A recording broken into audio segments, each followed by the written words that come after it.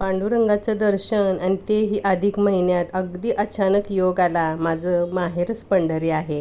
पांडुरंगाचं दर्शन घेतल्याशिवाय समाधानच होत नाही. नेहमी पायाचं दर्शन घ्यायची सवय आहे. लहानपणापासून पांडुरंगाचं आम्ही पायाचंच दर्शन घेतलेलं आहे. हल्ली गर्दी इतकी वाढलेली आहे. वीकेंड असो, वीकडे असो, पंढरपूरला कायमची गर्दी झालेली. त्यात अधिक महिना, त्यामुळे वाण घेण्यासाठी लोक येतात. अगदी आषाढी वारीसारखी गर्दी झालेली आहे पंढरपुरात. खूप छान वाटतं.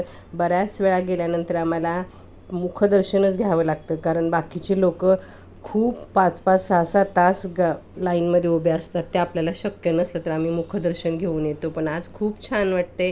सुरुवातीला नेहमी कळसाचं दर्शन घेतो किंवा पायाचं दर्शन होत नाही म्हणून आधी कळसाचं दर्शन घेतो आपण. दर्शन झालं तर ठीक आहे असं समजून आधी कळसाचं दर्शन आपण घेतो आणि नंतर लाईनमध्ये उभं राहतो.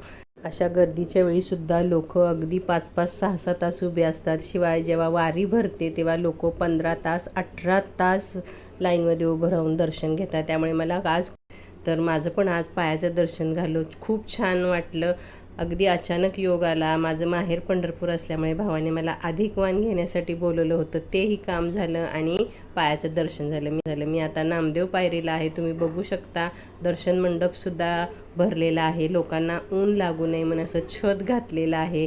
बऱ्याच ठिकाणी गोंदपाट ओली करून सुद्धा पायामध्ये ठेवलेले असतात, पायाला चटके बसू नये म्हणून. कितीही त्रास झाला तरी लोक दर्शन घेतल्याशिवाय जात नाहीत. त्यांची काळजीसुद्धा घेण्याचा प्रयत्न केला जातो.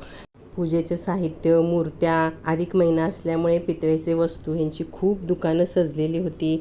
बांगड्या, चुडा, पंढरपुरात आल्यानंतर चुडा हा खास भरावा म्हणतात.